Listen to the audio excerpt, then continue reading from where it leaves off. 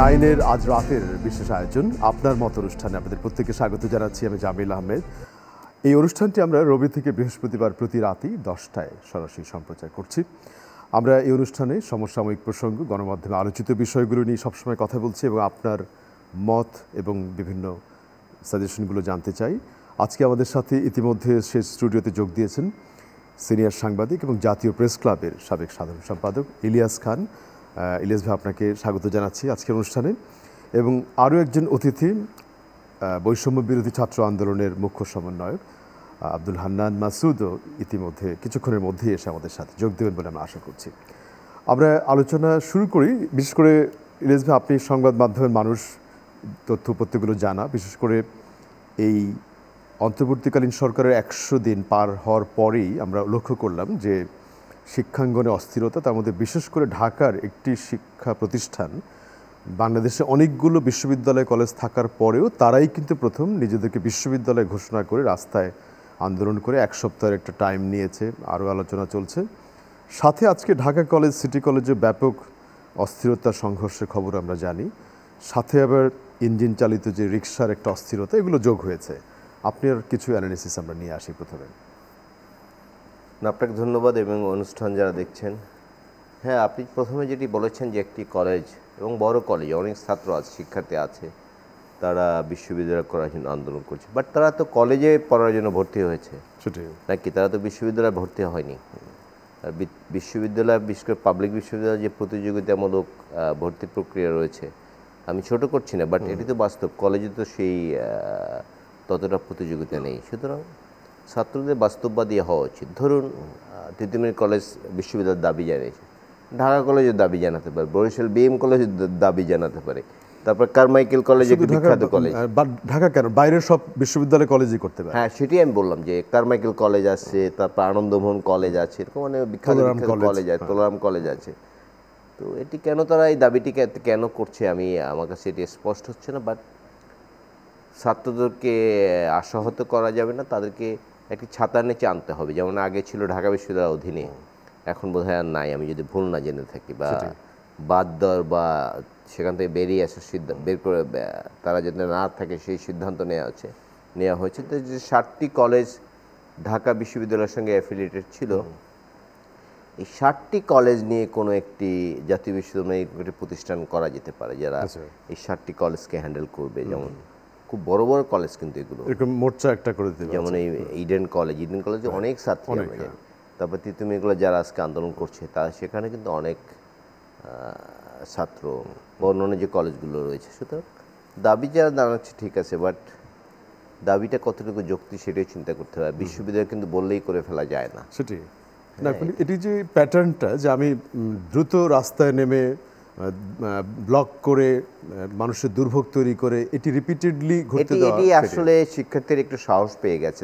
যেমন ধরুন, অনেক শিক্ষার্থী এবার বলা হচ্ছে যে অটোপাস দিয়েছে, এরপরে কিন্তু আরও শিক্ষার্থীরা আন্দোলন করেছে, তারাও অটোপাস চায়। এটি খুব খারাপ প্রবণতা, এবং তারা কিন্তু এমনকি সচিবালয়ের মধ্যে ঢুকে গিয়েছিল, কৃতকার্য হয়নি, তারাও সেখানে আন্দোলন করেছে, সচিবালয়ের মধ্যে ঢুকে পড়েছিল। এটি নিয়ন্ত্রণ করা উচিত, শিক্ষার্থীদের নিয়ন্ত্রণ করা উচিত। আরেকটি কারণ হচ্ছে, দীর্ঘদিন কিন্তু মানুষ দাবি জানাতে পারেনি। গত 15 বছরে যে দুর্বিনীত শাসন ছিল সেখানে কিন্তু দাবি জানাবার সুযোগ খুব কম ছিল। আমার মনে আছে, আমি যখন জাতীয় প্রেস ক্লাবের জেনারেল সেক্রেটারি, আমি দেখতাম যে প্রেস ক্লাবের সামনে সমাবেশ হচ্ছে, বিভিন্ন প্রতিবাদ জানাচ্ছে, বিভিন্ন দাবি জানাচ্ছে। কিন্তু দুর্ভাগ্যজনকভাবে সেই দাবি জানানোর আগে 5 মিনিট শেখ হাসিনাকে স্তুতি করতো। আচ্ছা, মানে তার নানা প্রশংসা করতো। একজনকে আমি একদিন বললামই দাঁড়িয়ে, যে আপনি যার কাছে দাবি জানাচ্ছেন তার এত প্রশংসা করছেন, এটি কেন?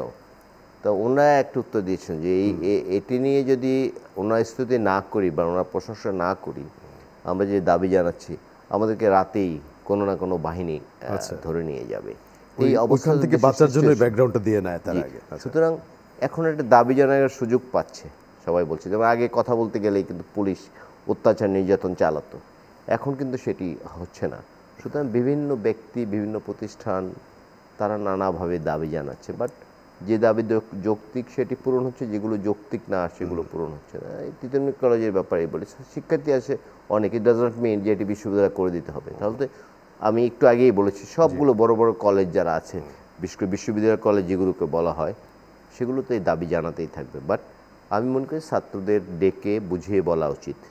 কালকে আমি দেখলাম ডক্টর আসিফ নজরুল তিনিও একই কথা বলেছেন যে এটি বললেই তো এটি করা সম্ভব না, কারণ বিশ্ববিদ্যালয় করতে অনেক কিছু লাগে।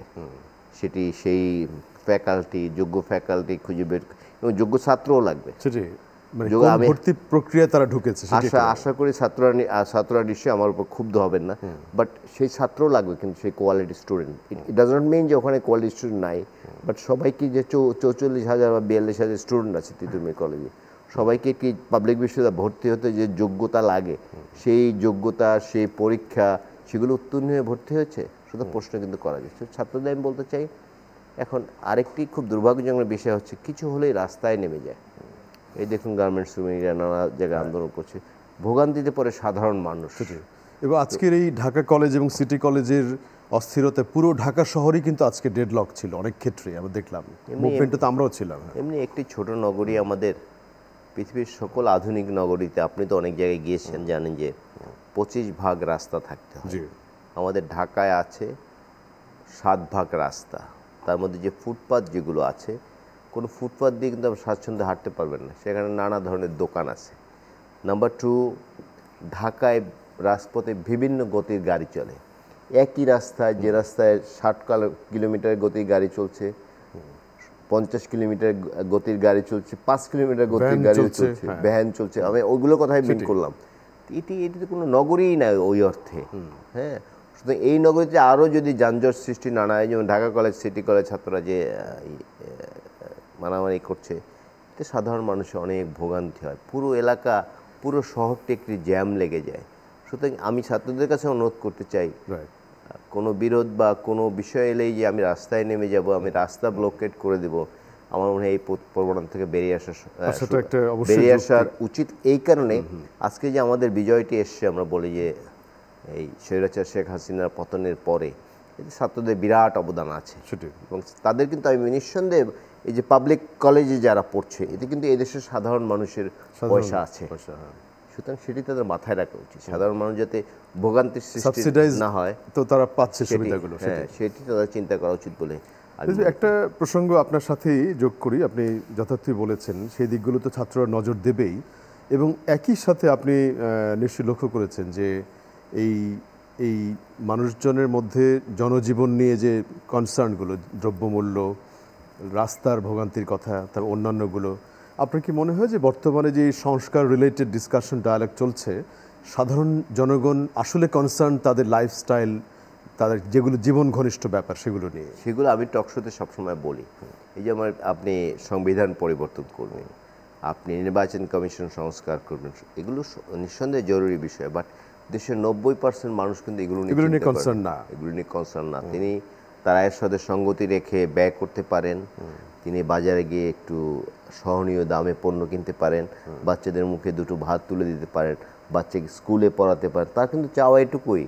তিনি স্বাচ্ছন্দ্য অফিসে যেতে পারেন বা কাজে যেতে পারেন, তার যেন আসার সময় ভয় না থাকে যে আমি হাইজ্যাকের হাতে পড়তে পারি, আমি চাঁদাবাজের হাতে পড়তে পারি, আমার জীবন নাশ হতে পারে। এইটুকুই তো সাধারণ মানুষের চাওয়া। আর আমরা যারা মিডল ক্লাস বা আপার মিডল ক্লাস মানুষ অনেকে আছেন যারা এই সংবিধান কেমন হবে, নির্বাচন কমিশন কেমন হবে, অন্যান্য যে সংস্কারগুলোর কথা বলা হচ্ছে সেগুলো কেমন হবে সেটি চিন্তা করে। আপনি দেখুন, এই প্রসঙ্গ যখন উঠেছে, আমি বলেই ফেলি যে এই সরকারের 8 তারিখ ক্ষমতা এসছে, আমাদের সবচেয়ে প্রত্যাশা ছিল সাধারণ মানুষের 2টি জিনিসের প্রতি। একটি হচ্ছে দ্রব্যমূল্য নিয়ন্ত্রণে থাকবে, নাম্বার 2 হচ্ছে আইন শৃঙ্খলা পরিস্থিতির উন্নতি হবে। দ্রব্যমূল্য কিন্তু বাড়ছেই। আপনি দেখুন, আলুর দাম আজকে 80-85 টাকা। একসময় কিন্তু বলা হতো যে ভাতের বদলে আলু খান, চালের চেয়ে বেশি দাম হয়ে গেছে। কিন্তু কারণ হচ্ছে আলুর দাম চালের চেয়ে অনেক কম ছিল। ইভেন এই যে 111-এর সরকার এসেছিল, আর্মি ব্যাকড, তারা কিন্তু এই কথা বলেছিলেন যে আপনার ভাতের বদলে আলু খান, প্রায় মিডিয়াতে বলতে শোনা যেত। জি, কারণ তাহলে চালের উপর চাপ কমবে। কিন্তু এখন উল্টো হয়ে গেছে, চালের দাম কিন্তু আলুর চেয়ে একটু কম, বেশ কম। সুতরাং আমি মনে করি দ্রব্যমূল্য নিয়ন্ত্রণের সর্বাধিক গুরুত্ব দেওয়া উচিত। এটি কথা হচ্ছে প্রায় 3 মাস ধরে, প্রায় 100 দিন হলো, কিন্তু এটি কেন আমরা টাইটেন করতে পারছি না বলে মনে হয় আপনার কাছে?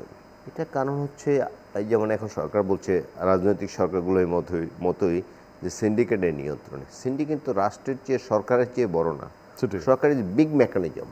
আর এই সরকার আরেকটি সুবিধা আছে যে ধরুন রাজনৈতিক সরকার যখন থাকে, পলিটিক্যাল গভর্নমেন্ট, তাদের এই সিন্ডিকেটের সাথে যে জড়িত কোনো না কোনো দলের সদস্য, আমি সোজা বাংলায় বলে দিলাম, তাদের ক্ষমতার উৎস থাকে তার দল। কিন্তু এই এখন যে সরকার আছে, এই ক্ষমতার উৎস দল থাকার কারণে এই দলগুলো তাদের কর্মীদের যারা এই সিন্ডিকেট নিয়ন্ত্রণ করে বা তাদের নেতাদের অনেক কিছু বলতে পারে না। কিন্তু এখন যে সরকার আছে তারা তো কোনো রাজনীতি করে না, তারা নিরপেক্ষ মানুষ, আমরা জানি। সুতরাং তাদের কিন্তু একদম নির্দয়ভাবে বা কি বলা যায় নিয়ন্ত্রণের সুযোগ আছে বলে আমি মনে করি, এবং এটি চিহ্নিত করা সম্ভব। যে 20 টাকার পণ্য যেটি আমি কেজি 20 টাকায় কিনে ধরুন রংপুরে, সেটি ঢাকায় এসে কেন 100 টাকা হয়, আমার কারণগুলো খুঁজে বের করতে হবে। এটি কোনো রকেট সায়েন্স না, এটি গভর্নমেন্ট এই জায়গাতে আপনি যদি লক্ষ্য করেন, আপনি নিজে দেখেছেন যে আমাদের ভোক্তা অধিকারের মাঝে মধ্যে কিছু কর্মকর্তা ডিজি বা পরের স্তরে তাদেরকে সরাসরি বাজারে যে একটা বেশ অনুসন্ধানী ভিডিও আমরা প্রায় দেখি না, তো এই কাজগুলো অন্য অধিদপ্তর কেন করছে না? তারা তো কিছুটা ভিজিবল পারফরমেন্স দেখাচ্ছে কথা কথা। হ্যাঁ, মাঝে মাঝে আমরা দেখি, ভিডিও দেখি। হ্যাঁ, কিছুটা হলো ন্যূনতম হলো একদম ধরুন সাগরে এক ফোঁটা পানির মতো হলেও কিন্তু কিছু কাজ ইনিশিয়েটিভ, সেক্ষেত্রে তো কৃষি অধিদপ্তর আছে, কৃষি অন্যান্য এক্সটেনশনগুলো আছে। আসলে আমাদের এখানে যারা জব করেন তাদের মানসিকতা হচ্ছে আমি শুধু চাকরিটি করি। যেমন অনেক অফিস আছে এরা যে ঘুষ ছাড়া কাজ করা যায় এটা চিন্তাই করে না। যেমন দেখুন এখন ঢাকা শহরে যে ট্রাফিক ব্যবস্থার নিয়ন্ত্রণে নেই, অনেকে বলেন, আজকে আমার সঙ্গে একজন বলেছেন যে পুলিশ টাকা পায় না, টাকা পায় না, পুলিশ টাকা পায় না, এই জন্য তারা কাজ করতে যায়, অ্যাক্ট করতে চায় না। টাকা ছাড়াও যে কাজ করতে, আপনি বেতন পাচ্ছেন, এই যে গভর্নমেন্ট অফিসে জব করেন। আমাদের এই অভিযোগটাতেও আমাদের ফরেন মিশনগুলোর বিষয়ে কিন্তু আছে, যে অন্য অন্য দেশে যে ফরেন মিশন আছে ধরুন আমাদের, আমি দেখেছি অনেক জায়গায়, চায়না, আমেরিকা, অন্য অন্য জায়গায় দেখেছি, তারা কিন্তু এই কি ব্যবসা করা যায় নানা কিছু সার্চ করে, কিন্তু আমাদের কর্মকর্তারা কিন্তু সাধারণত এগুলো, ট্রেড মিনিস্টার পদ থাকে ওখানে সব মন্ত্রণালয়ে, কিন্তু এরা চাকরির জন্য চাকরি করে, আমি একটা পোস্ট লাইভ লেট করবো, এগুলো করে। কিন্তু সুতরাং চাকরিটা তো আমি বেতন পাচ্ছি, আমি অন্য আয় কেন চিন্তা, এবং চাকরিটা তো আমি কি নেশনকে সার্ভ করার জন্য, তাই না? আমি জাতিকে আমি সার্ভ করবো, কিন্তু আমি কিন্তু করছি না, আমি চাকরির জন্য চাকরি করছি। মানুষের সেবা যে চাকরি যে মূল বিষয়টি, এখানে কালচারটাই আপনি দেখুন। যেমন আপনি যাবেন একটা অফিসে, একজন কর্মকর্তা মনে করবে আপনি তার অধীনস্থ, আপনাকে যেভাবে ঠিক না, ওই কর্মকর্তা তো আমার পয়সায় চলে, আপনার পয়সায় চলে, এই মানসিকতা কিন্তু কারো মধ্যে নাই। সুতরাং সংস্কার প্রসঙ্গে আমরা একটা কথা বলি যে সংস্কার আগে আমাদের মনটাকে সংস্কার করতে হবে। দ্রব্যমূল্য নিয়ে আপনি কথা বলেছেন, আপনি দেখবেন সব সরকারি ঈদের আগে বলে, এই রোজার আগে, যেবারে দ্রব্যমূল্য নিয়ন্ত্রণে থাকবে, হ্যাঁ, পর্যাপ্ত স্টকে আছে আমাদের।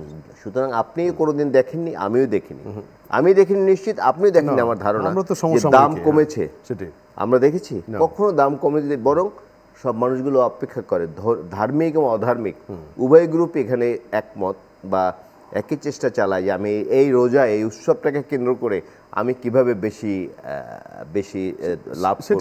আবার দেখুন আপনি যে ঈদের সময় সারা পৃথিবীতে বড়দিন বা অন্যান্য যে বড় ধর্মীয় উৎসব, সৌদি আরবের কথা জানি, সব দোকানে সেল দেয়, ভালো ভালো ব্র্যান্ড সবগুলোতে, যে 1 টাকার জিনিস হয়তো কি 8 টাকায় পাওয়া যায় এরকম। কিন্তু আমাদের এখানে সব জিনিসের দাম বাড়াবে, আপনার কাপড় চোপড় থেকে শুরু করে অনেক সময় কিন্তু আমাদের এই উৎসবগুলো যে মধ্যবিত্ত বা নিম্নবিত্ত পরিবারে যারা বাবা মা, তাদের জন্য আর কষ্টকর হয়ে যায়। এই কারণে তার সন্তানকে তিনি যেটা দিতে চান, একটা ভালো ড্রেস দিতে চান, একটা জুতো দিতে চান বা একটা খেলনা দিতে চান, তিনি কিন্তু দিতে পারেন না, কারণ ওই সময় দাম আরও বেড়ে যায়। আসলে সংস্কার আমরা বলি, আমাদের মনটাকে সংস্কার করতে হবে। আসলে এই ক্ষেত্রে কি মিডিয়াগুলোর একটা রোল, বিশেষ করে আমরা যখন নিউজ পেপার খুলি সকালে, আপনি দেখবেন পুরো নিউজ পেপার জুড়েই নির্বাচন কমিশন সংস্কারের প্রধান কি বলেছে, অমুক কি বলেছে, এলিট সোসাইটি নিউজগুলো, জীবন ঘনিষ্ঠ যে কথাগুলো আপনি বললেন, এগুলোর স্পেস কিন্তু খুব বেশি পাওয়া যায় না। না, ওই বাজার দর দিয়েই সপ্তাহে একদিন একটা বাজার দর থাকে, একটা চার্টের মতো, বা অফিসের আশেপাশে দোকানগুলো ঘুরে, মার্কেটগুলো ঘুরে সব পত্রিকা গণমাধ্যমে রিপোর্ট করে দেয় বা টেলিভিশন স্টেশনগুলো। কিন্তু এটি যে একটা সবচেয়ে বড় সংকট, সেই সংকটগুলো কিন্তু তুলে ধরা। যেমন এই সিন্ডিকেটের সাথে কারা জড়িত, আমরা তো ধরুন ব্যাংক ডাকাতদের কথা বলি, নানা কিছু বলি, যে শেয়ার বাজার কারা, এদেরকেও কিন্তু উন্মুক্ত করা হয় না। এদেরকে খুব উন্মুক্ত করা দরকার, কারণ এরা কিন্তু অনেক টাকা, কারণ আমাদের এখান থেকে প্রচুর কনজিউমার, একটা ছোট্ট একটা দেশে 18 কোটি লোক, তাই না, প্রচুর কনজিউমার কিন্তু। এবং এই সিন্ডিকেট করে মাঝে মাঝে আমরা দেখি ডিমের দাম বাড়িয়ে কয় হাজার কোটি টাকা লাভ করেছে, ডালের দাম বাড়িয়ে কত করেছে, আমরা দেখি কিন্তু মাঝে মাঝে গণমাধ্যমে আসে। সুতরাং আমি মনে করি এটা এক্সটেন্সিভ ওয়ার্ক করা উচিত, যাতে এইসব সংকটগুলো মানুষের সামনে তুলে ধরা যায়। 20 টাকার জিনিস ঢাকায় এসে কীভাবে 100 টাকা হয়, এর সঙ্গে কারা জড়িত, কোন রাজনৈতিক দলের লোকও যদি জড়িত থাকে বা প্রভাবশালী লোক জড়িত থাকে, সেগুলো জনসমক্ষে উন্মোচন করা উচিত। একটা একটু প্রসঙ্গ নিয়ে আমরা বিরতিতে যাব, সেটা হচ্ছে যে আপনি নিজেও বিভিন্ন ইউনিয়ন পরিষদ, জেলা, শহর, উপজেলা লেভেল, থানা সব ধাপেই ভিজিট করেছেন। আমরাও গ্রাম অঞ্চলে গিয়েছি, বসবাস করেছি। এই যে প্রতিটা মন্ত্রণালয়, ধরেন স্থানীয় সরকারের প্রতিটি ধাপে আপনার স্টাফরা আছে, একেবারে বিভাগ পর্যন্ত। কৃষি মন্ত্রণালয়ের স্টাফরা সব ধাপ পর্যন্ত আছে, স্বাস্থ্যর আছে, লাইভ স্টকের আছে। তাহলে এইগুলোর স্কোপ অফ ওয়ার্কগুলো কি নির্ধারিত কিনা, এটা নিয়ে আমরা বিরতির পরে এসে কথা বলবো, যে আসলে এত বড় স্ট্রাকচার কে কি কাজ করছে, এটা নিয়ে আমরা কথা বলবো। বাকি আলাপটুকু আমরা দর্শক আশা করছি আপনারাও আমাদের সাথেই থাকবেন। বিরতির পরে আরও একবার স্বাগত জানাচ্ছি জামিল আহমেদ। আমাদের সাথে ইতিমধ্যেই স্টুডিওতে এসে যোগ দিয়েছেন বৈষম্য বিরোধী ছাত্র আন্দোলনের মুখ্য সংগঠক আব্দুল হান্নান মাসুদ, আপনাকে স্বাগত জানাচ্ছি। এবং একই সাথে আছেন জাতীয় প্রেস ক্লাবের সাবেক সাধারণ সম্পাদক ইলিয়াস খান। আমরা মূলত প্রথম রাউন্ডে ছাত্রদের যেই দাবি দেওয়া আন্দোলন তিতুমির কলেজকে ঘিরে, সেটিকে নিয়ে কথা বলেছি। আজকে ঢাকা কলেজ এবং সিটি কলেজের যে অস্থিরতা, সেটিকে নিয়ে কথা বলেছি।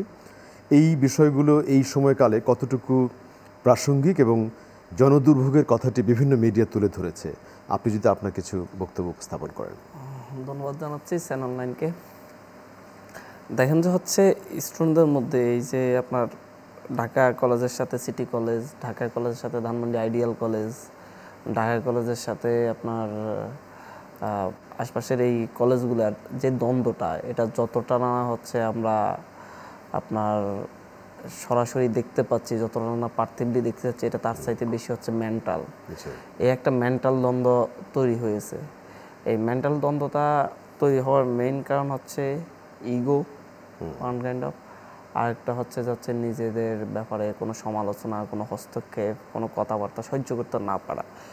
স্পেশালি সবচেয়ে বড় কথা হচ্ছে এখানে জেনজির যেই টিনেজরাই মূলত পড়াশোনা করে, যাদের সাথে দ্বন্দ্বটা হয় সাধারণত টিনেজদের, ইন্টারমিডিয়েট পড়ুয়াদের মধ্যে মেনলি দ্বন্দ্বটা হয়। তো এই জায়গাটা আসলে হচ্ছে শুধুমাত্র যে এই 1 বছরের তা না, আমি গত 5 বছর ঢাকায় আছি। আমি 5 বছর প্রতিটি বছরই এই 3টা প্রতিষ্ঠানের মাঝে এই মারামারি দেখেছি এবং হচ্ছে নিউজ হয়েছে। এটার মীমাংসার জন্য আসলে হচ্ছে কেউ ওভাবে উদ্যোগ নেয়নি। এই যে মেন্টালি একটা দূরত্ব, Dhaka college, city college, Dhaka college, ideal college, ideal college, city college, এদের মধ্যে দূরত্ব থাকবে কেন? সবাই তো শিক্ষার্থী, পড়াশোনা করতে এসেছে, সবার মধ্যে তো একটা সৌহার্দ্যপূর্ণ পরিবেশ থাকার কথা। এগুলো আসলে কিছু নিয়ে না, এই যে টিনেজদের যে হচ্ছে মেন্টাল অবস্থা থাকে, সেটা হচ্ছে নিজেকে ওন করা এবং নিজের প্রতিষ্ঠানকে সবচেয়ে বড় মনে করা। এই বিষয়গুলো মূলত হচ্ছে যে তার প্রতিষ্ঠানের কাউকে কেউ ছোট করে বলবে, অন্য সে এটা মেনে নিতে পারবে না। বাট এটার যে এখানে মারামারি, তিতুমির কলেজ তো বিশ্ববিদ্যালয় হিসেবে নিজেদেরকে দাবি করছে, এটিকে আপনি কিভাবে দেখছেন? বিশ্ববিদ্যালয় কলেজ, কিন্তু তারা বলছে বিশ্ববিদ্যালয় রূপান্তর করবার জন্য। গতকালকেও বলেছি নাগরিক টিভিতে যে হচ্ছে আসলে তিতুমির কলেজের স্টুডেন্টরা কলেজের এটা কলেজ জেনেই তিতুমির কলেজে ভর্তি হয়েছে, যেটা ইলিয়াস খানও বলছিলেন। এখন তারা কলেজ জেনে ভর্তি হয়ে যদি হঠাৎ করে মনে হয় যে আমি কলেজ থেকে ইউনিভার্সিটি সার্টিফিকেট চাইব বা আমার কলেজকে ইউনিভার্সিটিতে রূপান্তর করতে হবে, এটা আমার অধিকার, তাহলে আমার মতে এটা কোনো যৌক্তিক আন্দোলন না। আপনার এই ব্যাপারে হচ্ছে 7 কলেজের সাথে যে হচ্ছে ঢাকা কলেজে আর ঢাকা বিশ্ববিদ্যালয়ের 7 কলেজকে ঢাকা বিশ্ববিদ্যালয়ের সাথে 7 কলেজকে একটা সমন্বয় করে দেওয়ার পরে এই যে ঢাকা শহরের শিক্ষা প্রতিষ্ঠানগুলোর মধ্যে যে দূরত্ব সৃষ্টি হয়েছে এবং যে একটা শিক্ষার মানের যে নিম্ন গতি দেখা দিয়েছে, সেটা থেকে বের হয়ে আসার জন্য 7 কলেজ এবং হচ্ছে ঢাকা বিশ্ববিদ্যালয়, 2টা প্রতিষ্ঠানের শিক্ষার্থীরা এবং হচ্ছে শিক্ষকরা সবাই চান সেখান থেকে বের হয়ে আসার একটা সুন্দর সমাধানের পথ কিন্তু বাতলে দেওয়া হয়েছে। সুন্দর সমাধানের পথ হচ্ছে আপনি ওদেরকে ন্যাশনাল কলেজ থেকে ওনাদেরকে আলাদা করে এনে ঢাকা বিশ্ববিদ্যালয়ের আন্ডারে করলেন, অ্যাফিলিয়েটেড করলেন, কিন্তু পরবর্তীতে আবার মন চাইলো আবার হচ্ছে সেই ন্যাশনাল কলেজে ফিরিয়ে দিলেন, তাহলে তো এটা আসলে সমাধানযোগ্য হবে না, সেটা মেন্টালিও তারা মেনে নিতে পারবে না। এক্ষেত্রে একটা সমাধান ওয়ে হইতে পারে, কিন্তু ঐতিহাসিক কলেজ হিসাবে আমাকে বিশ্ববিদ্যালয় বানাতে হবে এবং হচ্ছে আমার বিশ্ববিদ্যালয়ে এত স্টুডেন্ট থাকে সেই হিসাবে বিশ্ববিদ্যালয় বানাতে হবে, তাহলে তো বাংলাদেশে এরকম বিশ্ববিদ্যালয় অনেক বাড়বে। বরিশাল বিএম কলেজও বলবে আমি বিশ্ববিদ্যালয় হতে চাই, রংপুর কারমাইকেল কলেজ বলবে আমি বিশ্ববিদ্যালয় হতে চাই, চট্টগ্রাম মহসিন কলেজ বলবে আমি বিশ্ববিদ্যালয় হতে চাই। আসলে এটা কোন যৌক্তিকতা আছে কিনা? আমরা দেখেছি, আমরা যৌক্তিক আন্দোলন করেছি, তিতুমির কলেজ বলেন, 7 কলেজ বলেন, প্রত্যেকে অনেক বড় অবদান রেখেছে এবং সামনের সারিতে থেকে লড়াই করেছে এই ফ্যাসিস্ট হাসিনার পতনের জন্য। দীর্ঘ সময় ধরে এই কলেজের শিক্ষার্থীরা ফ্যাসিস্ট হাসিনার বিরুদ্ধে লড়াই করে এসেছে। তাদের আন্দোলনের একটা যৌক্তিকতাও ওনাদের বোঝা উচিত। আমরা ওনাদেরকে খুব শ্রদ্ধার সাথেই বলবো, আসলে হচ্ছে যৌক্তিক জায়গায় আসা দরকার, এটা সমাধানযোগ্য কিনা। প্রসঙ্গ মাসুদ ভাই, যে এরা যখন দাবি দাওয়াগুলি তুলছে, আপনারা যারা এই একটু আগেই বললেন যে ফ্যাসিস্টের বিরুদ্ধে আন্দোলন করে বা নতুন বাংলাদেশ তৈরি করলেন, সাধারণ মানুষ কি ইন জেনারেল মনে করতে পারে যে ছাত্ররাই সবাই দাবিটি করছে, অথবা আপনারা নিজেদের অবস্থানকে ক্ল্যারিফাই কি করে করবেন এই ক্ষেত্রে? দেখেন, হচ্ছে সাধারণ মানুষ ক্লিয়ারলি জানে এটা একটা কলেজ থেকে হচ্ছে। সাধারণ মানুষ এটা সারা দেশে তো হচ্ছে না, সারা দেশের কলেজের শিক্ষার্থীরা তো নেমে আসছে না। তবে একটা বিষয়, সাধারণ মানুষের যে দুর্ভোগ সৃষ্টি হচ্ছে এই অযৌক্তিক আন্দোলনের মধ্য দিয়ে, আমি যেটাকে অযৌক্তিকই বলবো, সেই দুর্ভোগ থেকে মুক্তি পাওয়া দরকার, এটা একটা সমাধান হওয়া দরকার। এই ক্ষেত্রে শিক্ষা মন্ত্রণালয় উদ্যোগ নিতে পারে, অথবা ছাত্র প্রতিনিধি হিসেবে যদি আমাদেরকে মধ্যস্থতাকারী হিসেবে মেনে যদি আমাদের কাছে করতে পারি, অথবা যদি হচ্ছে অন্যান্য ছাত্র সংগঠনগুলো মিলে সবাই একসাথে করার দরকার। দেশের সাথে আসলে আমাদেরকে করতে হবে। একটা কথা বলি, এইসবের ক্ষেত্রে হচ্ছে হঠাৎ করে তিতুমির কলেজকে বিশ্ববিদ্যালয় লাগবে, রেলপথ এবং সড়ক পথ অবরোধ করতে হবে, এই বিষয়টা যখন মাথায় আসে, যখন দেখি যে হচ্ছে এখানে রাজনৈতিক দলের কিছু নেতাকর্মীরা নেতৃত্ব দিচ্ছে, তখন আমার কাছে মনে হয় এটার পিছনে বড় ষড়যন্ত্র আছে এবং বড় ইন্ধন আছে। এই ব্যাপারে সাধারণ শিক্ষার্থীরা যারা হচ্ছে এই 24-এর বিপ্লব করে নতুন একটি বাংলাদেশের স্বপ্ন দেখেছে, তাদের সাবধান হওয়া উচিত আসলে তারা কোনো পাঁদে পা দিচ্ছে কিনা। কারণ হচ্ছে এর ফলে সরকারকে, গভর্নমেন্টকে অস্বস্তিতে ফেলা হচ্ছে এবং গভর্নমেন্টের যে স্বাভাবিক কার্যক্রম সেটা বাধাগ্রস্ত হচ্ছে। এখন ওনারা প্রত্যেকটা শিক্ষার্থী, দেশের প্রতিটা মানুষ এই গভর্নমেন্টকে ওন করে, এই গভর্নমেন্টকে নিজের গভর্নমেন্ট বলে মনে করে। সুতরাং তাদের বোঝা উচিত যে তাদের এই রকম এহেন কর্মকাণ্ড দ্বারা আসলে গভর্নমেন্ট ক্ষতিগ্রস্ত হচ্ছে কিনা, এই দেশ ক্ষতিগ্রস্ত হচ্ছে কিনা। এই গভর্নমেন্ট যদি ব্যর্থ হয়, এই বিপ্লবটা ব্যর্থ হবে। নিশ্চয়ই আপনি আরও বলবেন, মাসুদ ভাই খুব সুন্দরভাবে উপস্থাপন করলেন। ইলিতে আমরা কিছুক্ষণ আগে যে কথাগুলি বললাম, সেখানে একটা জিনিস উনি যোগ করলেন যে এই বর্তমান বৈষম্য বিরোধী ছাত্র আন্দোলনের নেতৃত্বে যারা, তারা এটিকে ওইভাবে এন্ডোর্স করছে না, তারা সমাধানের জন্য ডায়ালগ করা, নিজেরাও মধ্যবর্তী ভূমিকা পালন করতে পারেন। আপনি কি এটাকে একটা সমাধানের পথ বলে দেখেন? কিভাবে দেখেন? এটি এই মুহূর্তে সবচেয়ে ভালো সমাধানের পথ বলে আমি মনে করি। কারণ বৈষম্য বিরোধী আন্দোলন যারা করেছে তারা কিন্তু ম্যাচুরিটির পরিচয় দিয়েছে, শেষ পর্যন্ত কিন্তু তারা কী বলে এক ধরনের বিজয় ছিনিয়ে এনেছে। এই ছাত্ররা যে দাবি জানাচ্ছে এখন, মূল যে কথাটি হচ্ছে বৈষম্য বিরোধী ছাত্র আন্দোলনের প্রতি বা এর যারা নেতৃত্ব দিয়েছেন সারা দেশবাসীর কিন্তু এক ধরনের আস্থা আছে, এক ধরনের, আমি বলতে চাই যে আস্থা আছে। ছাত্রদের নিশ্চয়ই আস্থা থাকা উচিত, কারণ ছাত্রদের দাবি দেওয়ার বিষয়ে তারাই কিন্তু সবচেয়ে সামনে এগিয়ে এসছে। সুতরাং আমি মনে করতে চাই যে তিতুমির কলেজের ছাত্র আন্দোলন করছে, তাদের সাথে বৈষম্য বিরোধী ছাত্র আন্দোলনের যারা নেতৃত্বে আছেন, কোনো একটা কমিটি করে দিয়ে এগুলো আলোচনা করা উচিত এবং সরকারের সঙ্গেও মানে একটা মিডিয়েটরের ভূমিকা তারা পালন করতে পারে। কারণ আমি যেটা বলি, আমার সাথে মাসুদও একমত হয়েছেন, তিনিও সেইভাবেই বলেছেন যে এরা তো আসলে কলেজে ভর্তি হয়েছে, এরা তো বিশ্ববিদ্যালয়ে ভর্তি হয় না। এখন আমি কলেজে ভর্তি হয়ে যদি রাতারাতি চিন্তা করি যে আমি বিশ্ববিদ্যালয়ের ছাত্র হয়ে যাবে, এটা তো হবে না, তাই না? যৌক্তিক সমাধানে আপনি যেমন, এমনও হতে পারে যে ছাত্রদের কেউ ভুল বোঝাচ্ছে যে তোমরা আন্দোলন করো, আন্দোলনের রাস্তায় করলেই তো দাবি দাওয়া পূরণ হয়ে যায়, তোমরা ভালো আন্দোলন করো, এখন সরকার একটু কি বলে যে এটা তো রাজনৈতিক সরকার না, সুতরাং তোমাদের কিছু বলবে টলবে না, তোমরা আন্দোলন করো, একটা ষড়যন্ত্র হতে পারে দেশকে অস্থিতিশীল করার জন্য। আর বিশেষ করে এখানে যারা কলেজে পড়ছে ইন্টারমিডিয়েট, বা আমি জানি না ইসে বোধহয় ইন্টারমিডিয়েটও আছে, তাই না? কলেজ ইন্টারমিডিয়েট আছে, এটা কোমর মতো বাচ্চাদের মতো, তাই না? হয়তো বোঝার ভুলও থাকতে, বোঝার ভুলও হতে পারে, তাদেরকে বুঝিয়ে মিসগাইড করাটা বলা উচিত যে এটা করা যাবে, এটা করা যাবে। আপনি যেমন প্রথম রাউন্ডে বলেছিলেন, যখন আমাদের মাসুদ ভাই এসে পৌঁছাননি, যে সারা বাংলাদেশে এরকম বিশ্ববিদ্যালয় কলেজ অনেকগুলো আছে, নামি দামি কলেজ, যেগুলোতে এরকম অনেক বেশি ছাত্র আছে। তারা কি এই ধরনের ভুল দাবির কারণে মিসগাইডেড হতে পারে? একটা আনরেস্ট অবস্থার কিভাবে এটাকে মুক্তি আনা সম্ভব? দেখেন যে হচ্ছে এই দেশের মানুষ এখন হচ্ছে মুক্তি চেয়েছে, মুক্তির জন্যে কাদেরকে বিশ্বাস করেছে? এদেশের ছাত্রদেরকে বিশ্বাস করেছে। এদেশের মানুষ যখন হচ্ছে ফ্যাসিস্ট হাসিনা থেকে মুক্তি পেতে হবে, এদেশের মানুষ যখন হচ্ছে 53 বছর ধরে 54 বছর ধরে প্রকৃত স্বাধীনতার স্বাদ পায়নি, তখন তারা হচ্ছে বারবার রাজনৈতিক দলগুলোর আহ্বানে রাজপথে গণহারে নেমে আসে নাই সরকার পতনের জন্য। কিন্তু যখন ছাত্ররা ডেকেছে, যখন ছাত্ররা সামনে থেকে ছিল, যখন দেখেছে যে তারা ছাত্ররাই এই সরকারকে ছাড়ছে না, তখন দেখেছেন যে হচ্ছে 3 দিনের ডাকে 2-3 ডাকে সারা দেশের মানুষ আসতে নিচ্ছে। মানে এই ছাত্রদের উপর, শিক্ষার্থীদের উপর এই দেশের মানুষের যে আস্থা, ভরসার জায়গা, সেই জায়গাটা ধরে রাখতে হবে। এখন ছাত্রদেরকে ধরে রাখতে হবে। ছাত্ররাই কিন্তু বড় বড় বিজয়গুলো ছিনিয়ে নিয়েছে। আমাদের শিক্ষার্থীরা যদি সেই আস্থার জায়গা ধরে না রাখে, তারা যদি ভুল পথে যায়, ভুল কাজ করে, যদি অযৌক্তিক দাবি নিয়ে যদি তারাই আবার মানুষকে মিসগাইড করে বা হচ্ছে মানুষের স্বাভাবিক দৈনন্দিন কার্যক্রমে বাধাগ্রস্ত করে তোলে, তাহলে ভবিষ্যতে দেশের মানুষ, যেমন এখন রাজনৈতিক দলগুলোকে মানুষ বিশ্বাস করতে পারতেছে না, কিছুটা বয়কট করেছে, ঠিক একইভাবে হচ্ছে সামনে ছাত্রদেরকেও মানুষ বিশ্বাস করতে পারবে না। তখন এখন যেরকম ছাত্র আন্দোলন হয়, ছাত্রদের গণঅভ্যুত্থান হয়, শিক্ষার্থীরা নেতৃত্ব দেয়, কিন্তু অনেক দেশ আছে, সেই সকল দেশে শ্রমিক আন্দোলন হয়েছে, শ্রমিকদের নেতৃত্ব অভ্যুত্থান হয়েছে, এগুলো অনেক হয়। তাহলে হচ্ছে যখন ছাত্রদের উপর ভরসা উঠে যাবে, যদি উঠে যায়, তখন তারা কিন্তু অন্য একটা গোষ্ঠীকে খুঁজে নিবে যারা তাদেরকে পথ দেখাবে। তো হচ্ছে এই জন্য আমি মনে করি বাংলাদেশের শিক্ষার্থীদেরকে এই যে 24-এ তারা যে ম্যাচুরিটির পরিচয় দিয়েছে, যেভাবে তারা লড়াই করেছে, সংগ্রাম করেছে, সেই ক্ষেত্রে এখনো ম্যাচুরিটির পরিচয় দেয়, এবং এই আস্থা যেন ভবিষ্যতে আমাদের একজন রিক্সা শ্রমিক, একজন গার্মেন্টস শ্রমিক, একজন কৃষক, একজন মজুর যেন আমাদের উপরে এই আস্থাটা রাখে, এটা নিশ্চিত করার দায়িত্ব যেমন তিতুমির কলেজের শিক্ষার্থী, যেমন সিটি কলেজের শিক্ষার্থী, ঢাকা কলেজের শিক্ষার্থী, তেমন আমার উপজেলার একটা দ্বীপ কলেজের শিক্ষার্থীরও দায়িত্ব। আমরা একটা প্রসঙ্গে অবশ্যই আপনাকে ধন্যবাদ, যে আমরা একটু আগে যখন কথা বলছিলাম যে জনদুর্ভোগ বা জনগণের স্বার্থ রিলেটেড বিষয়গুলো নিয়ে মানুষ বেশি কনসার্ন।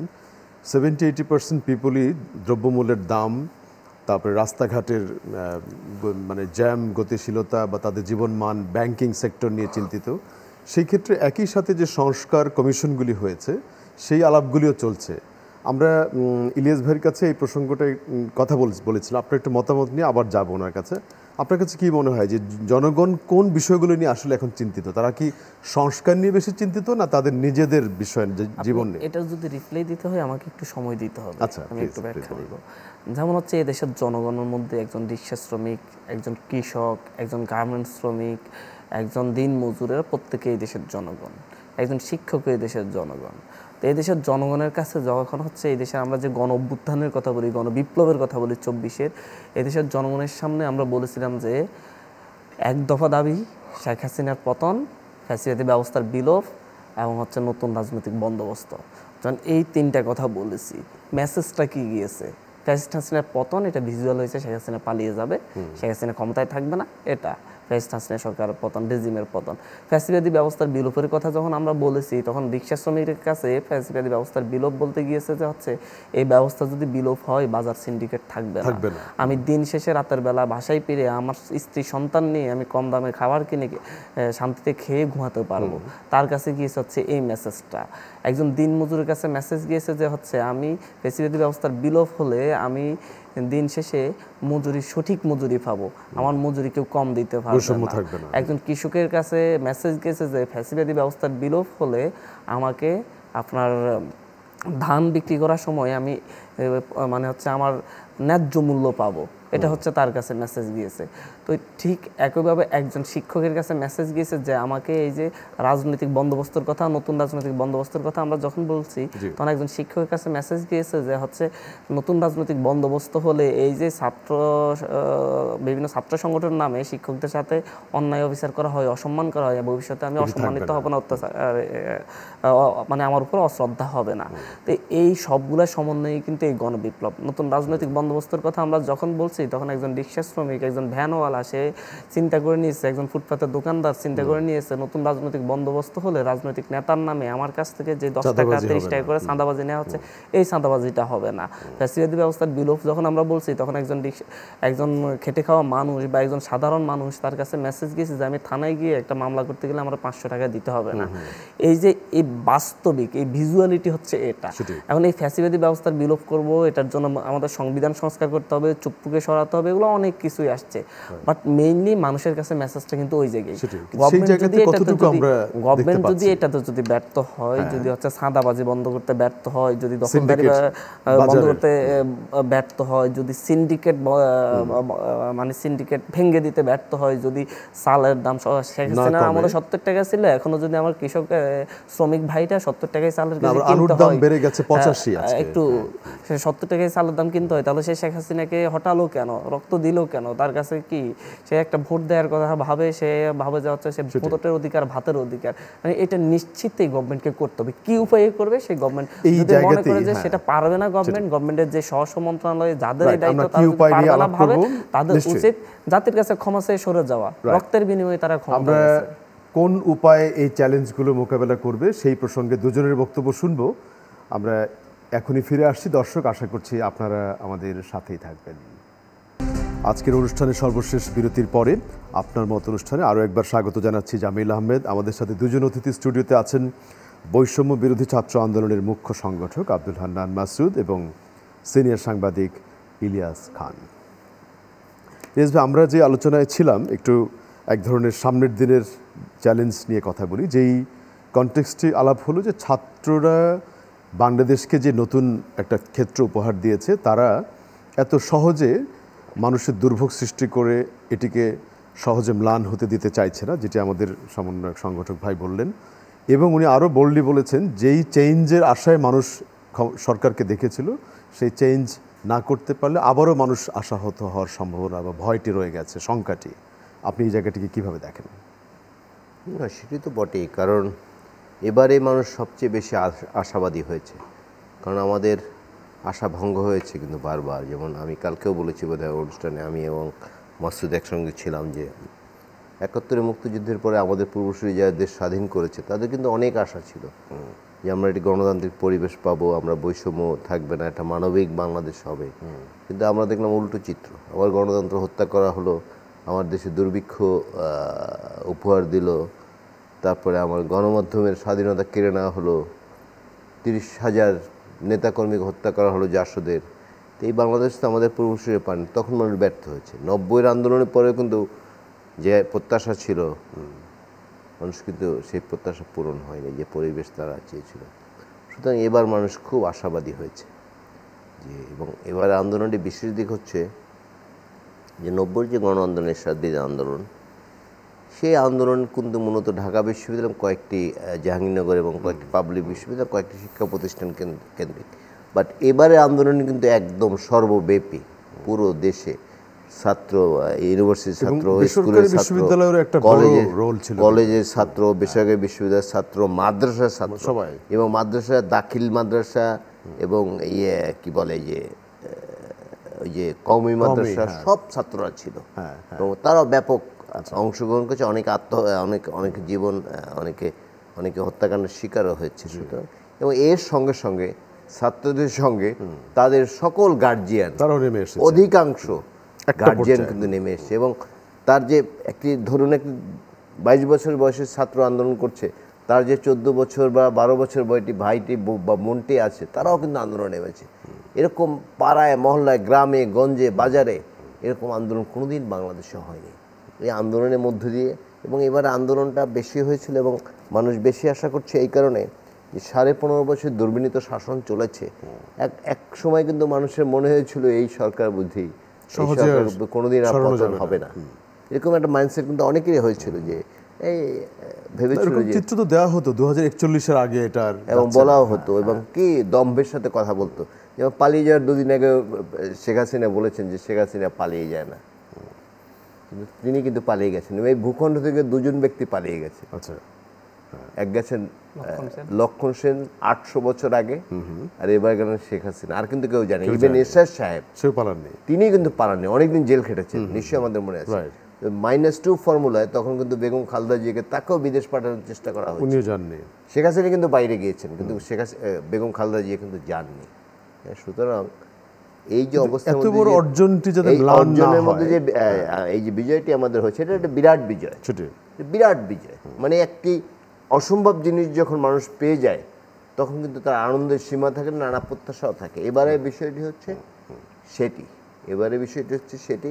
সুতরাং এই সরকারকে যেসব বিষয়ে জরুরি সংস্কার করা দরকার সেগুলো করা উচিত। যেমন আমি সবসময় বলি যে এখন কিন্তু মানুষের মনে এক ধরনের ভোটের ক্ষুধা রয়েছে, দীর্ঘদিন ভোট দিতে পারেনি। যেমন ওরা যে আন্দোলন করেছে, আমার মনে হয় মাসুদও কোনোদিন ভোট দিতে পেরেছে বলে আমার মনে হয় না। হ্যাঁ, বা এই বয়সী যারা আছেন এরাই তো মূলত আন্দোলন করেছে, এরা কিন্তু কোনোদিন ভোট দিতে পারে না, পার্লামেন্টে পারে না, স্থানীয় সরকারে পারে না, ট্রেড বডিতে পারে না, প্রফেশনাল বডিতে পারে না, ইভেন স্কুল কলেজ বিভিন্ন পাড়ায় মহল্লা নানা কমিটি আছে, সেখানে কিন্তু কেউ কোনো মতামত প্রকাশ করতে পারে না। বিশেষ জায়গা থেকে বলে দেওয়া হতো যে এই ব্যক্তি নেতা, এই ব্যক্তি। আমরা যেহেতু আগামী দিনের চ্যালেঞ্জের কথা বলছি, আপনি কমিশনগুলির কার্যক্রম নিয়ে কথা 11টি কমিশন হয়েছে। এই ইদানিংকালে একটু তৎপরতা দেখা যাচ্ছে, যে কিছু শোনা যাচ্ছে, যেমন কালকেও একটি গণমাধ্যম কমিশন হলো এবং স্থানীয় আগামীকালেও একটি মিটিং আছে, যে ইলেকশন কমিশন সংস্কার বিষয়ে যে কমিশন করা হচ্ছে, আমি সেখানে আমন্ত্রিত, যেহেতু সেটি ভিন্ন প্রসঙ্গ। বাট এখন একটু দৃশ্যমান হচ্ছে, বাট অলরেডি কিন্তু প্রায় কি 100 দিনের বেশি চলে গেছে, আরও দৃশ্যমান হওয়া উচিত ছিল বলে আমি মনে করি। তৎপরতা কিন্তু কেন যেন চোখে পড়ছে। ওকে, এই জায়গাতে আমরা ফিরে আসি আমাদের মুখ্য সংগঠক মাসুদ ভাই আপনার কাছে। বিশেষ করে আপনি যখন বলছিলেন যে মানুষের চাহিদা প্রত্যাশা যদি আমরা অ্যাড্রেস করতে না পারি তাইলে এই চেঞ্জ কেন, সেই জায়গাতে সামনের দিনের ইমিডিয়েট বাস্তবতা চ্যালেঞ্জগুলো যেগুলো ইমিডিয়েটলি করা উচিত বলে মনে করেন আপনি, কোনগুলোকে দেখেন? হচ্ছে আমাদেরকে আসলে হচ্ছে আমরা যারা বিপ্লব করেছি, গণ অভ্যুত্থানের নেতৃত্ব দিচ্ছি, আমরা আরেকটা বিপ্লবের প্রস্তুতি নিচ্ছি এবং আরেকটা বিপ্লব হবে। সেই বিপ্লব হবে হচ্ছে তাদের বিরুদ্ধে যারা হচ্ছে ফ্যাসিস্টদেরকে পুনর্বাসিত করার চেষ্টা করছে, যারা ফ্যাসিস্টদের রক্ষা কবচ হিসেবে সামনে এসে এখনো করছে বিভিন্নভাবে করছে, যারা এখনো ফ্যাসিস্টদের চাঁদাবাজির দখল নিয়েছে, ফ্যাসিস্টদের দখল করা ঘাট টাট এগুলো দখল নিয়েছে অন্যায়ভাবে, এবং হচ্ছে এটা কোনো লিগেলি না, এবং চাঁদাবাজি যারা হচ্ছে এদের বিরুদ্ধে এই দেশের মানুষ আরেকটা বিপ্লব করবে, সেটা হবে ব্যালট বিপ্লব। বাংলাদেশের তরুণদেরকে বারবার ব্যর্থ করা হয়েছে। বাংলাদেশের তরুণরা 1952 সালে রক্ত দিয়েছে, তাদেরকে এই দেশের নেতৃত্বে আসতে দেওয়া হয় নাই। 69-এর গণ অভ্যুত্থানে এই দেশের তরুণরাই সামনে থেকে নেতৃত্ব দিয়েছে, তাদেরকে এই দেশের নেতৃত্বে আসতে দেওয়া হয় নাই। 71-এর মুক্তিযুদ্ধে যত শহীদ হয়েছে তার অধিকাংশই মোস্ট অফ দেম ইয়ং, প্রত্যেকটা ইয়াংদেরকে সবসময় বঞ্চিত করে, যারা জীবন বিপ্লব করে, কিন্তু যারা হচ্ছে পালিয়ে বেড়ায় তারাই ক্ষমতায় চলে যায়। ঠিক এই সুযোগটা এই 24 আর হবে না। এই 24-এর তরুণ যতগুলা শক্তি আছে, সকল শক্তি মিলে আগামীর এই তারুণ্যের পক্ষে এই দেশের মানুষ ব্যালট বিপ্লব ঘটাবে। সেই বিপ্লবের মধ্য দিয়ে ফ্যাসিস্ট হাসিনার প্রতিটা লেসপেন্সারের বিচার করা হবে। কিন্তু আপনারা যারা নেতৃত্বে আছেন, আপনারা কি সেই নির্বাচনগুলোতে অফিশিয়ালি অংশ নেবেন না কিভাবে? সেই বিপ্লবের দিকে আমরা সেই বিপ্লবের দিকে এই তরুণ প্রজন্মকে, এই দেশের মানুষকে আমরা সেই দিকে নিয়ে যাব। তারুণ্যই আগামী বাংলাদেশের পথ নির্দেশ করবে, পথ নির্ধারণ করবে। এই ক্ষেত্রে কয়েকটি কথা বলেই রাখি। আপনার হচ্ছে দেখেন, 28 অক্টোবরের পরে বিএনপির, গত বছর 28 অক্টোবরে বিএনপির প্রায় 35,000 নেতাকর্মীকে অ্যারেস্ট করা হয়েছে। 24-এর গণ অভ্যুত্থানের পরে এই যে পুলিশ ছিল, পুলিশের যে আইজিপি ছিলেন, যেই ডিএমপি কমিশনার ছিলেন, কতজন আওয়ামী লীগ নেতাকর্মীকে গ্রেফতার করছে। নিষিদ্ধ সংগঠন ছাত্রলীগ ঢাকার বিআইপি এলাকাগুলোতে মিছিল করছে, আইজিপি নাকি সফল, তাকে টিকিয়ে রাখার জন্য কত চেষ্টা, কত তদবির করার জন্য। মানে আশ্চর্যজনক লাগে, বাংলাদেশের প্রতিটি জায়গায় প্রতিটি ইউনিয়ন চেয়ারম্যানগুলা, যেগুলো হচ্ছে এক একটা ভোট চুরি করে করে চেয়ারম্যান হয়েছে, প্রত্যেকটারে টিকিয়ে রাখা হয়েছে। এমনকি আওয়ামী লীগের বিভিন্ন এমপিদের পক্ষে আপনার হচ্ছে আদালতে করা হচ্ছে, বিএনপি নেতারা ওকালতি করছে, তাদের নাকি এটা পেশাগত দায়িত্ব পালন করছে। গতকালকে আমি মুন্সিগঞ্জ 1 আসনের, মুন্সিগঞ্জ সদর যেটা, সেই আসনের সাবেক এমপি, বিএনপির এমপির সাথে গত পরশু একটা টক শোতে ছিলাম এনটিভিতে। উনি বললেন বেগম জিয়ার গাড়িতে মামলা উনি করিয়েছিলেন, বিএনপির আরেক নেতা সেই মামলা তুলে নিয়েছে, তুলে নিতে বাধ্য করেছে। মানে স্পষ্টত বাংলাদেশের যে পরিমাণ হচ্ছে, বিভিন্ন জায়গায় আপনার হচ্ছে নিরপরাধ মানুষকে মামলার আসামি করে অপরাধীদেরকে পার পেয়ে যাওয়ার সুযোগ করে দিচ্ছে। আজকে একজন এসে বলল যে হচ্ছে একজনে ওনার নামে মামলা দিয়েছে, মামলা বাণিজ্য হচ্ছে, স্পষ্টত হচ্ছে। এবং উনি বললেন 50 লাখ টাকা দাবি করতেছে, মানে মিথ্যা মামলা দেওয়ার পরে যে এটাকে উঠে নেওয়া হবে। হ্যাঁ, একটা কথা আমি জিজ্ঞেস করি, ইলিয়াস ভাই বলবেন, সেটা হচ্ছে এই যে রং পাল্টে যারা ওই আগের ফ্যাসিস্টদের লোক কাজ করছে, এটাকে বন্ধ করার রাস্তা কি? আমরা কথা বলছি, মানে আমরা বলছি বাংলাদেশের মানুষ কিন্তু চোখ বন্ধ করে থাকে নাই, দেখতেছে কি করছে, কে কি করছে বাংলাদেশের মানুষ দেখতে পাচ্ছে। এবং এইটার বিরুদ্ধে আপনি দেখেন, মানে আশ্চর্যজনক অবস্থা হচ্ছে, তাদের যতগুলো অবৈধ কাজ আছে প্রত্যেকটা অবৈধ কাজ এখনো চলমান। এগুলো প্রত্যেকটা এক একজন নেতারা টাকা খেয়ে ঠিক আছে আপনি করেন, এটা কেউ বাধা দিবে না। আমরা ওই জায়গাতে কেন 2000 মানুষ জীবন কেন দেবে, সেই 2000 লোক কেন জীবন দিল, এটার বিরুদ্ধে দেশের মানুষ দেখবে। ইলিয়াস ভাই, থ্যাংক ইউ, খুব জোরালো বক্তব্য। আমরা কিছুটা ইলিয়াস ভাই বলার চেষ্টা করেছি, সিন্ডিকেট রয়ে গেছে আপনি বলছিলেন, তারপরে আগের রেজিমের অনেকেই রং পাল্টে এখন আবার নতুন বেশ ধারণ করেছে, এগুলো বন্ধ করার জন্য দ্রুত পদক্ষেপ নেওয়া, যেটি নিশ্চয়ই উনি ইমোশনালি খুব অ্যাটাচড বলেই জোর দিয়ে বলেছেন। আপনি কীভাবে দেখেন? না, আমি মাসুদ যে কথাগুলো বলেছেন তার সাথে একমত, বাট আমি ফ্যাসিজমকে বিদায় দিয়ে যেন আমি নিজে ফ্যাসিস্ট না হই, আমি শুধু কথা বলবো আর কাউকে কথা বলতে দিই, সেটি যেন না হয়, সেই মানসিকতা কিন্তু আমাদের থাকতে হবে। এখন অনেকে দেখি যে গণমাধ্যমে বা সামাজিক যোগাযোগ মাধ্যমে লিখছেন যে এক ফ্যাসিস্ট বিদায় করে নতুন ফ্যাসিস্টের কোনো উদ্ভব হচ্ছে কিনা। এই বদনাম যেন আমাদের সহ্য করতে, আমাদের না শুনতে হয়, কারণ আমাদের ছাত্ররা জীবন দিয়েছে। হ্যাঁ, এবং এই নেতৃত্বে যারা ছিলেন সবাই কিন্তু উচ্চশিক্ষিত ছেলে, সবাই উচ্চশিক্ষিত, এবং তারা এই গণতান্ত্রিক যে ব্যবস্থা সেটিতে বিশ্বাস করেন বলে এই আন্দোলনটি করেছে এবং গণতন্ত্র উদ্ধারের জন্য আন্দোলন করেছে। আমার এক ধরনের অভিমান ছিল, এখানে মাসুদ আছে, যে এক সময় এই ছাত্ররা যখন 9 দফা দিয়েছে, আমি চিন্তা করেছি ছাত্ররা শুধু নিজের কথাই বলছে, এদেশে গণতন্ত্র নাই, মানুষের ভোট দিতে পারে না, ফ্যাসিজম চলছে, এর বিরুদ্ধে কি তারা কথা বলবে না? হ্যাঁ, এর বিরুদ্ধে কথা বলবে না, কিন্তু ঠিকই তারা বলেছে, শেষ তারা 1 দফায় কিন্তু চলে এসছে। এবং এটাই ছিল কিন্তু একদম বিজয়ের যে মুখ্য যে বিষয়টি সেটি। এবং তারা যে কত বুদ্ধিদীপ্ত, 6 তারিখে যে প্রোগ্রাম দিয়েছিল তারা সেটি কিন্তু 5 তারিখে নিয়ে এসছে। এই টাইম যদি তারা হিসাবটা না করতে, তাহলে কিন্তু ফ্যাসিস্টরা আরও মনে হয় ক্ষমতা থেকে যাওয়ার চেষ্টা করতো, নানা কৌশল করতে পারতো, স্পেসটা পেত। সুতরাং এই তরুণ প্রজন্মের কাছে যে প্রশ্নটি আমি একটু আগে করেছিলাম, যে যেই কমিশনগুলো ডিজাইন করা হলো, সেক্ষেত্রেও তো এই যারা কাছে থেকে দেশকে নেতৃত্ব দিয়ে স্বাধীন করলো তাদেরকে আরও মুখ্য ভূমিকায় আমরা দেখতে পারতাম। হ্যাঁ, তা তো বটেই, কারণ বয়স তো কোনো কিছু মানদণ্ড না। আমি যদি ভাবি যে এই লোকটার বয়স বেশি, তার অভিজ্ঞতা বেশি, সব ক্ষেত্রে সেটি কিন্তু সত্য না। এই তরুণ বয়স বেশি লোকের আন্দোলনে তো সাড়া দেয়নি দেশের মানুষ, অনেক সময় দেয়নি। এই ধরুন আমাদের উপদেষ্টা পরিষদে দুজন তরুণ ছিলেন, এখন আরও একজন যোগ দিয়েছেন, তাদের পারফরমেন্স ভালোই আমরা দেখছি। সুতরাং তারা তো এখন একদম কি বলে যে এই নতুন প্রজন্ম তো আমাদের চেয়ে অনেক এগিয়ে, চিন্তা চেতনায় সব কিছুতে এগিয়ে। না, যে ফিল্ডের চিত্রটি, পালসটি কি তারা কমিউনিকেট করতে পারে কিনা এখনো কমিশন? কেন পারবে না? অবশ্যই তারা পারে। এবং আগামী দিনে আমি তো একটা কথা সবসময় বলি, রাজনীতিবিদদের হিসাব করে রাজনীতি করতে হবে, কারণ আমাদের বিরাট ছাত্র সমাজ এই এখন যারা আন্দোলন করেছে এরা কিন্তু আগামী 40 বছর বা তারও বেশি সময় তারা রাজনৈতিক সচেতন থাকবে বা রাজনীতি নিজেরা করবে। সুতরাং আমি যা ইচ্ছে আমি রাজনীতি করি, আমি একটি দল করি, আমি যা ইচ্ছে তাই করে ফেলবো, আমার মনে সেটি ভাবার সুযোগ নেই। তারা যেহেতু একটি জগদ্দল পাথরকে সরিয়েছে, এত বড় স্বৈরাচার কিন্তু বাংলা এই ভূখণ্ড কোনোদিন মানুষ দেখেনি। স্বৈরাচারে তারা পতন ঘটিয়েছে। বক্তব্যের দিকে যেতে চাই মাসুদ ভাই, বিশেষ করে আগামী দিনের চ্যালেঞ্জ এবং বাস্তবতা নিয়ে যখন কথা বলছিল, যে আগামী দিনের রাজনীতিতেও গুণগত পরিবর্তন আনতে হবে, ট্র্যাডিশনাল পলিটিক্স আর চলবে না বলেই মনে করছেন ইলিয়াস ভাই, আপনি কীভাবে দেখেন? দেখেন, আমরা তো বলছি ট্রেডিশনাল পলিটিক্সটা ব্যর্থ হয়েছে। এদেশের মানুষের অধিকার আদায়ে এদেশের মানুষকে ট্রেডিশনাল যে পলিটিক্স, সেটা হচ্ছে এদেশের গরিব দুঃখী মেহনতি মানুষদের, এদেশের কৃষক খেটে খাওয়া মজুরদের শোষণ করার জন্য ব্যবহৃত হয়েছে। সেই পলিটিক্যাল ব্যবস্থাকে ভেঙে চুরে নতুন পলিটিক্যাল ব্যবস্থা কায়েম করার জন্য আমরা উঠে পড়ে লেগেছি। আমরা চেষ্টা করছি, বাধা হয়ে আসছে, বাধা দিচ্ছে।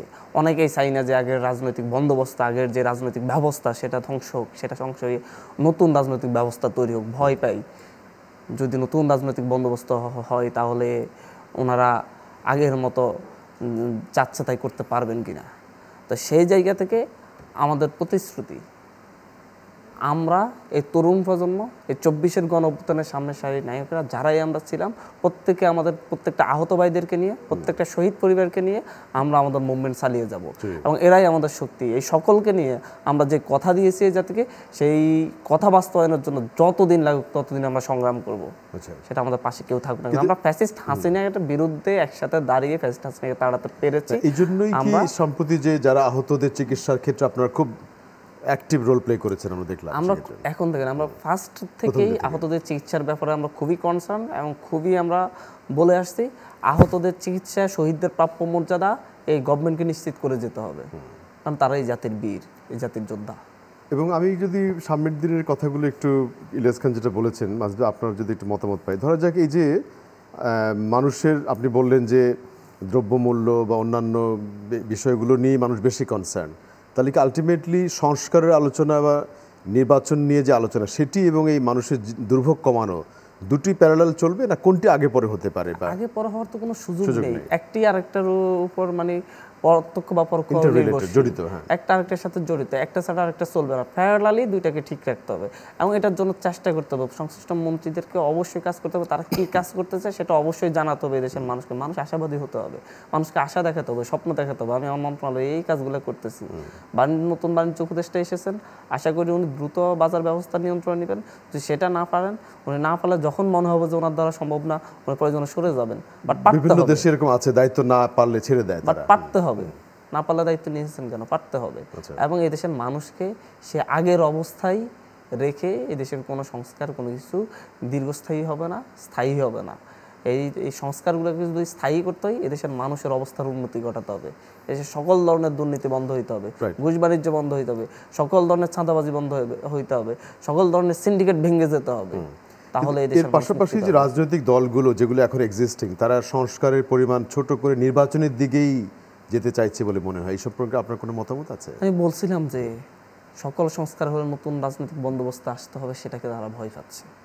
নতুন রাজনৈতিক বন্দোবস্তকে তারা ভয় পাচ্ছে এবং সেই নতুন রাজনৈতিক বন্দোবস্ত এই দেশের তরুণরা বাস্তবায়ন করেই ছাড়বে। আজকে হোক, কালকে হোক, পরশু হোক, গভর্নমেন্ট সাথে থাকুক বা না থাকুক, গভর্নমেন্ট হেল্প করুক বা না করুক, তারা তাদের লড়াইটা চালিয়ে যাবে। আমরা শেষের দিকে ক্লোজিং রিমার্কস একটু ইলিয়াস ভাই যোগ করেন যে আমি নিশ্চয়ই আমাদের ছাত্র বন্ধুর কথাটি, আপনি যেটা বলেছেন আমি এটাই বলতে চাই যে সংস্কার এবং নির্বাচনী যে রোডম্যাপ এই একসঙ্গে চলা উচিত। কারণ দেশ চালাবেন নির্বাচিত জনপ্রতিনিধিরা, আমাদের সেটি মাথায় রাখতে হবে। রাজনীতিবিদরা দেশ চালাবেন, সেই বিষয়টা মাথায় রেখে যত দ্রুত সম্ভব সংস্কার করে এবং সংস্কারের পাশাপাশি নির্বাচনের একটি রোডম্যাপ ঘোষণা করা উচিত। ছাত্রদের যে সংস্কারের নির্বাচনের এটি যদি পরিপূর্ণ না হয়, না এটা তো পরিপূর্ণ বিষয়টা আপেক্ষিক, কিন্তু সংস্কার কিন্তু একটা কন্টিনিউয়াস টার্ম। আপনি এই এক বছরে সংস্কার করে ফেললেন, 2 বছরে সংস্কার পেলেন, 3 বছর, তা কিন্তু না। অনেক কিছু চেঞ্জ করতে হবে। তাদের স্প্রিয়ার সঙ্গে আমি একমত, তারা দেশটির ভালো চায় বলেই সংস্কার চায়। আমি বলতে চাই সংস্কারের জন্য নির্বাচনী রোডম্যাপও ঘোষণা করা হোক, দুটি একসঙ্গে যদি আগায় তাহলে মনে হয় আমাদের এই জায়গাতেই এক মিনিট সমাপনী বক্তব্য আপনার কাছ থেকে যে এই সংস্কার আগে না নির্বাচন আগে নিয়ে এখন কিন্তু ব্যাপক আলোচনা হচ্ছে। আপনি যেটাকে বলছেন রাজনৈতিক বন্দোবস্ত, এই টার্মটি যদি একটু দিয়ে ক্লোজ করেন। নতুন রাজনৈতিক বন্দোবস্ত রাজনীতিবিদদেরকেই ঠিক করতে হবে। যা আপনারা আগে স্বীকার করে নিতে হবে, এতদিন যে রাজনৈতিক সিস্টেম চলে আসছে এটা ব্যর্থ হয়েছে, এটা দেশের মানুষের জন্য করতে পারে নাই। সুতরাং সেই রাজনৈতিক ব্যবস্থা থেকে নতুন একটি রাজনৈতিক ব্যবস্থায় আসতে হবে, সেটা তরুণদের সাথে আলাপ আলোচনার মাধ্যমে। পাশাপাশি হচ্ছে সংস্কার আগে না নির্বাচন আগে, আমি একই সাথে বলতে চাচ্ছি সংস্কার আগে বা নির্বাচন আগে এরকম কোনো কথার মূল্যই নেই। মূল্য নেই। সংস্কার এবং নির্বাচন একই সাথে, একটা আরেকটার সাথে সম্পর্কিত। আপনি সংস্কার না করলে নির্বাচন দিবেন কিভাবে? আবার নির্বাচন না হলে সংস্কার করে আপনি মানে কতদিন কাটাবেন? সেটাই চলমান প্রক্রিয়া বলি। আপনাকে আমরা জানতে চাচ্ছি যে সংস্কারের যে কমিশনগুলো হয়েছে সেই কমিশনগুলো রিপোর্ট দিবে, সেই রিপোর্টের মধ্যে স্পষ্ট হবে আসলে এই জাতির জন্য, এই দেশের জন্য এই সকল খাতে কি কি সংস্কার প্রয়োজন। যতগুলো সংস্কার প্রয়োজন সেটা একটা লিস্টেড আমরা পেয়ে যাব। তখন আমরা বলবো যে হচ্ছে এই সংস্কারগুলো করতে এই গভর্নমেন্টের কতদিন লাগবে। গভর্নমেন্ট এতদিনের মধ্যে সংস্কার করে গভর্নমেন্ট নির্বাচন দিয়ে দিবে, নির্বাচিত সরকার আসবে এবং নির্বাচিত সরকার রাষ্ট্র চালাবে। বাট কোনো সংস্কারকে অ্যাভয়েড করে কোনো নির্বাচনের দিকে আগালে সেই ক্ষেত্রে আমরা বাধা হয়ে দাঁড়াবো। সংস্কারটা নিশ্চিত। এই আলোচনায় এসে যোগ দেওয়ার জন্য আজকের দুজন অতিথিকে আমরা ধন্যবাদ জানাবো এবং দর্শক যারা আমাদের সাথে ছিলেন আপনাদেরকে ধন্যবাদ। আগামীতে আমরা অন্য কোনো বিষয়ে আবারও কথা বলবো। এই অনুষ্ঠান আপনার মত প্রতি রবি থেকে বৃহস্পতিবার রাত 10টায় সরাসরি সম্প্রচারিত হয়। আগামী অনুষ্ঠানেও দেখা হবে সেই আশাবাদ জানিয়ে আজকে এখানেই শেষ করছি।